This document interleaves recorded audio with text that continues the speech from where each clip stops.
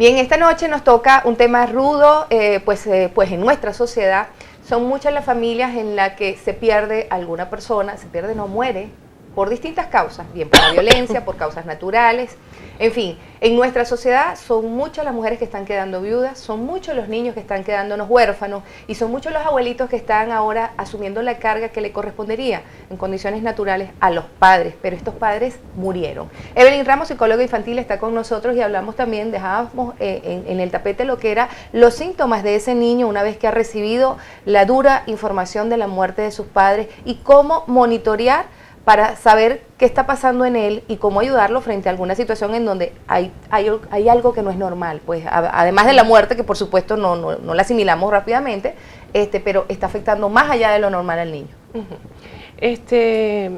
En primera instancia, te repito, depende de la edad de los niños, ¿no? O sea, y de la sensibilidad y del vínculo. Hay niños que cuando tú le das la noticia, pues en primera instancia se quedan como impactados, como bloqueados, ¿no? Bloqueo es... así como paralizados, ¿no? Es algo que les cuesta asimilar. Hay otros que comienzan a llorar, lloran el momentico en que les dan la noticia y luego se encierran en sí mismos y dejan de hablar, dejan de comunicarse. A medida que van pasando los días comienzan a presentarse, en algunos casos, los síntomas, ¿no? Los síntomas de una, podríamos llamar de una depresión postraumática en tal caso, ¿no? Y ¿cuáles serían esos síntomas?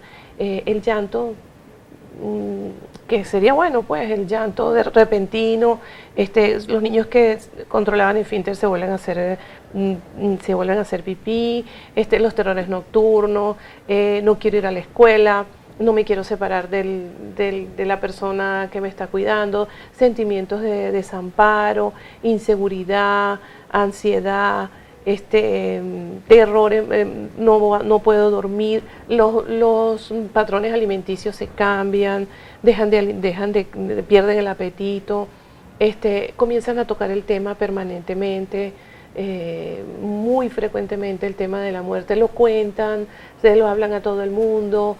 Okay. Ya cuando los adultos tenemos que hacer esas observaciones y mantener atención a los niños que están en ese proceso. Se requiere esa supervisión. Pero al grado superlativo, porque a medida que van pasando los días y las semanas, es posible que ellos presenten algún tipo de alteración en otro tipo de intensidad, pues que se vuelva más patológica la situación. ¿Qué hacer?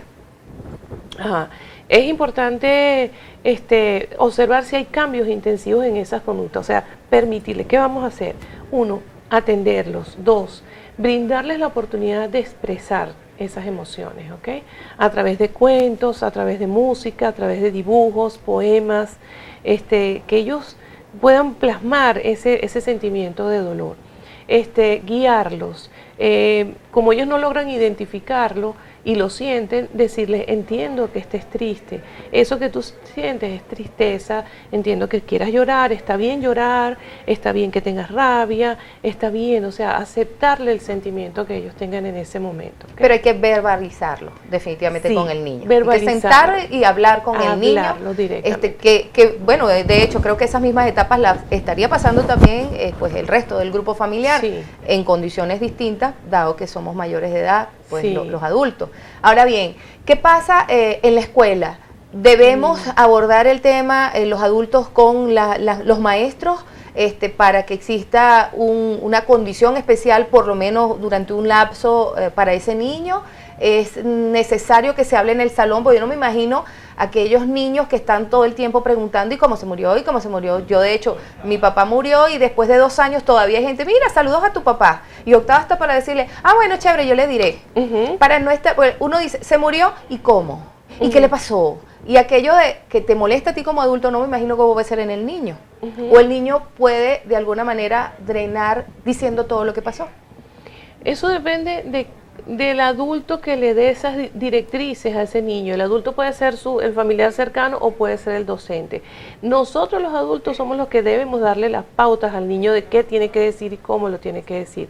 Y sobre todo el contexto, la connotación emocional en la que puede hablar de eso. La maestra, la docente, yo me imagino que el caso de Valencia, que lo estábamos comentando, ¿no? Los 5 niños, ¿cómo esos niños de la escuela reciben la muerte de sus 5 compañeritos. Ajá. Entonces a esos niños hay que sentarlos en una clase y permitirles hablar de sus sentimientos, permitirles llorar, permitirles entender que esos niñitos que se fueron ya no van a estar con ellos, pero que esa expresión de ese sentimiento es válida, es sana, no ahondar en los detalles. Cuando un niñito empieza, pero ¿cómo fue? Y quedó así, ya sabes, la maestra debe intervenir y decirle, en este momento eso ya no es importante, lo importante es lo que sentimos ahorita, el recuerdo bonito que tenemos de estos compañeritos, y que tenemos que asimilar y entender con el tiempo que ya no van a estar con nosotros. O sea, hay que hablarles de esa inevitabilidad que significa la muerte y hablárselo con naturalidad y con expresiones sanas y expresiones que impliquen el sentimiento puesto en el tapete, que todos puedan llorarlo, que todos lo sientan como lo quieran sentir, pero expresado, manifestado a través de un sentimiento abierto, como es llorar, o expresarlo verbalmente, o a través de dibujos y música. Y las ceremonias permiten esa expresión, flores, un altar, una oración, este tipo de cosas permiten la expresión del procesar sanamente el duelo. Evelyn, tú has hecho hincapié en lo que es la madurez psicológica del niño, y yo quisiera también abordar la situación del adolescente, cuando es papá, cuando es mamá, cuando es una hermana, cuando es un hermano. Recientemente, la semana pasada, veíamos que lamentablemente fue asesinada una jovencita de apenas 15 años, un tiro en la cabeza, en el pecho, y quedaron amigos, quedaron hermanos, y como ella, pues en muchos otros casos, lamentablemente, pues también el adolescente se ve afectado por la pérdida de un familiar. Sin embargo, son condiciones muy especiales también en las que se encuentra el adolescente. Así como está el niño con una etapa muy particular, el adolescente también está en una etapa muy particular, que debemos cuidar. Cuando decimos muere papá o muere mamá, o muere un hermano o muere una hermana dentro de nuestro espacio, fue por muerte violenta o fue por condiciones muy particulares, un accidente automovilístico, por ejemplo, que debemos cuidar en el adolescente que tiene su etapa natural de rebeldía. Sí, precisamente eso, ¿no? O sea, por ser adolescente, ellos en esa etapa de la adolescencia como que procesan más el duelo a través de la rabia.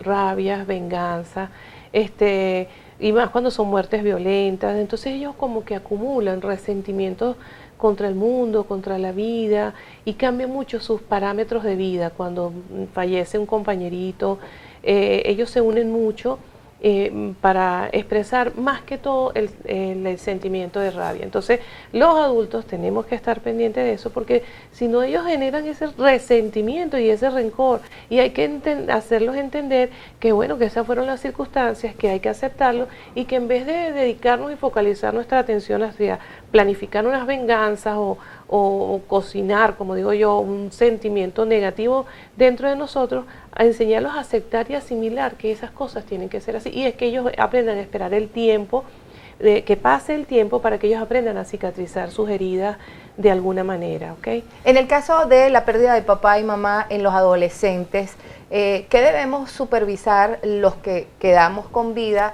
y que finalmente también deberíamos observar si hay conductas que no son las apropiadas? ¿Pudieran ellos caer, por ejemplo, en las drogas, el alcoholismo, porque definitivamente pues viene toda una serie de sentimientos en donde se sienten como que fuera de contexto, y además sin mi papá y sin mi mamá? Sí, hay que estar muy pendiente de estos adolescentes, porque la primera etapa en la que ellos, cuando es muerte familiar, más que con amigos, la primera etapa es no expresar. O sea, ellos quedan como si nada, en la negación. O sea, no lloran, tú no ves adolescentes en un funeral llorando a un familiar.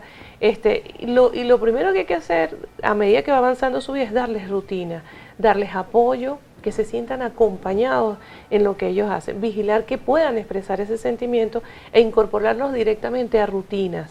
Y alguien debe asumir ese control de esa educación para sostener y mantener los esquemas morales, la comunicación, los límites, las normas y sus rutinas de vida que continúen en la medida en que se pueda intactos con ese adolescente, y inducirlos a que expresen lo que sienten, porque ellos, como ellos son adolescentes, yo me las sé todas, o sea, no, yo no siento, no se sensibilizan aparentemente a eso, a menos que sea un compañero de clase, todo el grupo lo maneja, todo el grupo maneja cómo se va a llevar ese duelo en el liceo, por ejemplo, todo lo que puedan hacer ellos allá. Eso lo maneja un grupo, el grupo como tal. Es importante entonces eso. Sí, y hablar, permitirles hablar del tema, porque fíjate que este tema de la muerte está con nosotros desde que nacemos hasta que nos vamos, pero nadie habla de eso.